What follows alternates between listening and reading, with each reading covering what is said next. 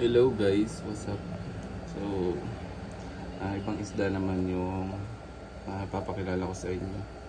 Actually, nakita nyo na to sa mga previous vlog ko at sa Facebook ko.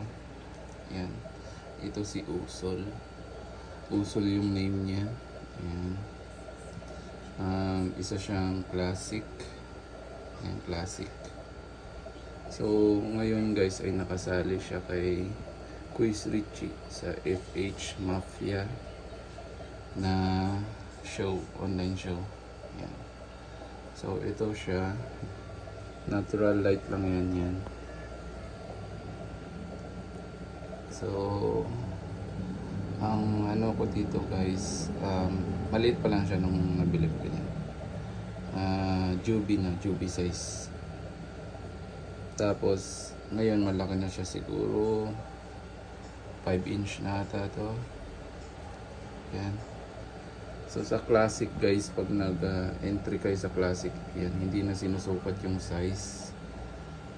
Kasi open category sila. Yan. So meron ako ditong mirror. Yan. Nakababad lang yan kasi yan yung gusto niya. Yun yung trip niya. Nakababad yung mirror. Alright. Tapos guys, ang diet nito ay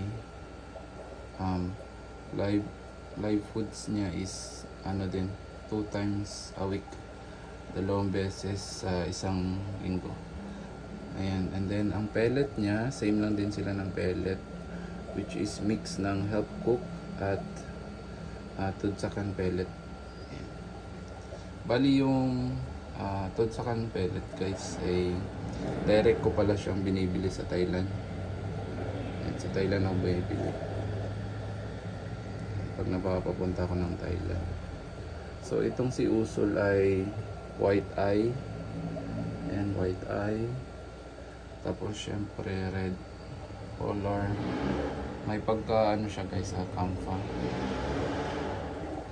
Pansin nyo naman yan, magkadikit po yung fins niya. Yan, dumidikit sa tail niya. Yan. So kamfa to na classic kamfa. Yan. Sa deportment, walang problema dyan sa deportment kasi na-train na natin yan ng deportment.